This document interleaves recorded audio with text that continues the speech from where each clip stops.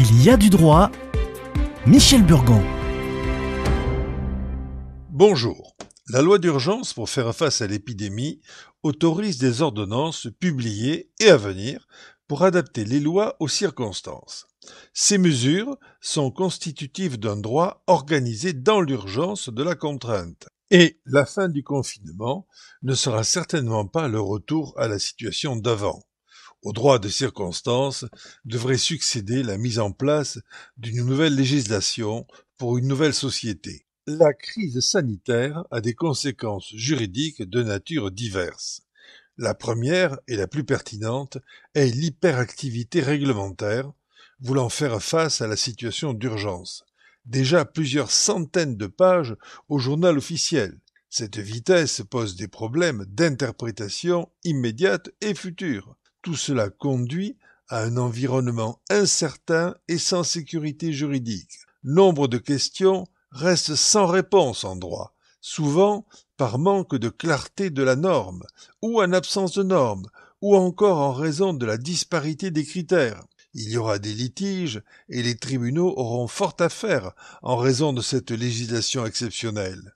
Concernant les conflits du travail qui naîtront, les dispositions d'urgence seront-elles revues ultérieurement pour analyser d'éventuels mensonges ou inexactitudes? Si ultérieurement les aides ne s'avèrent pas justifiées, devra-t-on les restituer? En ce qui concerne les contrats, comment les tribunaux interpréteront-ils les défauts?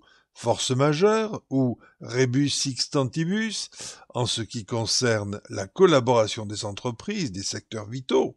Comment interprétera-t-on les règles de concurrence libérale face aux nouveaux scénarios? Citoyens, entreprises et avocats sont et seront confrontés à toutes ces questions et d'autres encore. Nos tribunaux seront débordés. Bien sûr, une fois l'état d'alerte levé, se profilent des mesures de rationalisation des procédures, tant pour les conflits sociaux que pour le contentieux administratif et commercial.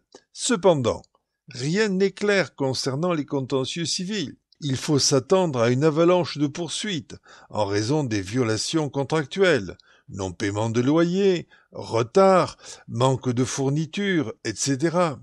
Ce vide laisse présager la promotion de la médiation comme un mécanisme utile pour résorber l'encombrement judiciaire. Et il faut anticiper le nouveau cadre juridique qui sera appliqué dans le retour progressif à la nouvelle normalité pour éviter l'incertitude qui nous envahit.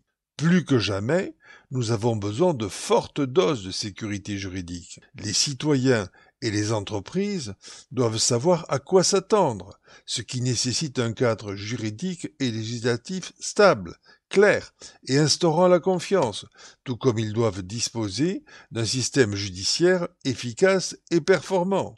Sans sécurité juridique, il n'y aura pas de croissance économique. Sans une justice efficace et des lois de confiance, aucun investisseur ne voudra se présenter.